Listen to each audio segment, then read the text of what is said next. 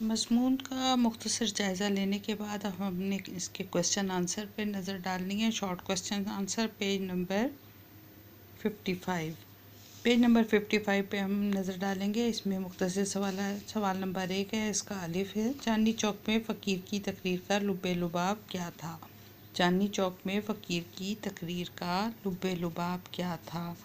इसके लिए हम जवाब देखेंगे पेज नंबर 48 पर। पेज नंबर 48 है, जिसमें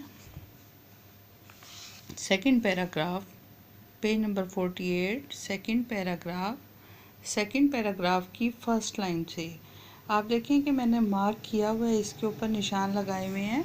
आप इसको तवज्जो से देखिएगा कि मैंने जिस चीज़ को अंडरलाइन किया आपने सिर्फ उतना लिखना है। आपको मेरे से नोट्स लेने की तो आदत है, आपको अंदाज़ा है कि किस तरह से लिखना है। आप उसी तरह से देखिएगा। ए भाई मुसलमानों, मैं आफत का मारा 7 बच्चों का बाप हूँ, अब रोटियों को मोहताज हूँ। मैं भीख नहीं मांगता, मैं ये चाहता हूँ कि अपने वतन वापस चला जाऊँ, मगर कोई खुदा का प्यारा मुझको घर भी नहीं पहुँचाता। मैं गरीबुल वतन हूँ, मेरा कोई दोस्त नहीं, हाय मेरा कोई दोस्त नहीं। ए खुदा के बंदो मेरी बात सुनो, मैं गरीबुल वतन हूँ। ये देखें आपने, मैंने ये लिखा हुआ है इसके ऊपर कि सज्जाद हैदर यलदरम के मज़मून के मुताबिक, सज्जाद हैदर यलदरम के मज़मून के मुताबिक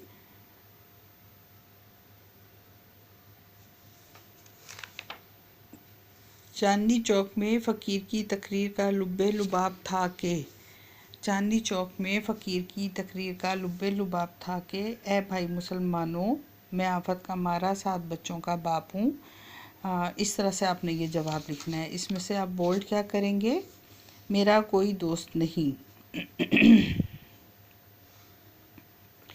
मेरा कोई दोस्त नहीं, इसको आपने ख़ास तौर पे बोल्ड करना है।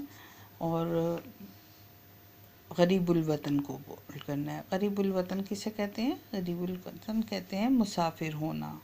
गरीबुल वतन कहते हैं मुसाफिर को, मुसाफिर होना यानी वतन से दूर हूँ। ये सवाल नंबर 1 के अलिफ पार्ट का जवाब है।